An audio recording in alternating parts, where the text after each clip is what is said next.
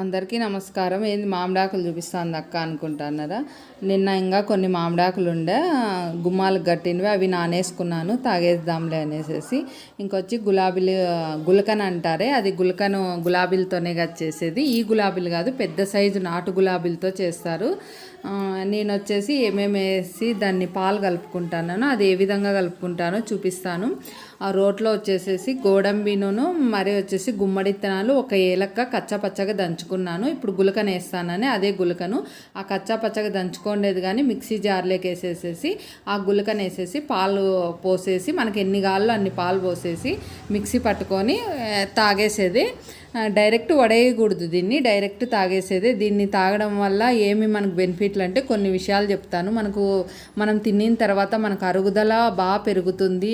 మరి వచ్చేసేసి ఇంకా మనకేమన్నా ఇన్ఫెక్షన్లు ఉన్నా కానీ బాడీలో అవి కానీ తగ్గుతాయి. ఆరోగ్యపరంగా చాలా మంచిది.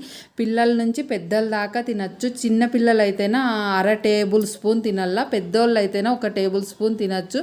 ఈరోజు సాయంత్రం వచ్చేసి టీ తాక్కోకుండా మేము ఈ విధంగా చేసుకొని తాగినాము.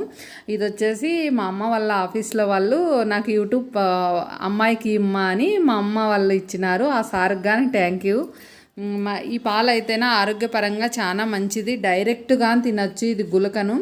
మరి వచ్చేసి పాల్లో కానీ కలుపుకోవచ్చు. ఇంకా కొంచెము పాలు అంతా ఆడిచ్చిన తర్వాత మరి కొంచెం ఇంకా ఉంటేనా గోడంబిను అవి గింజలు వేసేసి పెట్టేసినాను. చెరొక గ్లాసు నేను మా వారు చేసుకొని తాగినాము.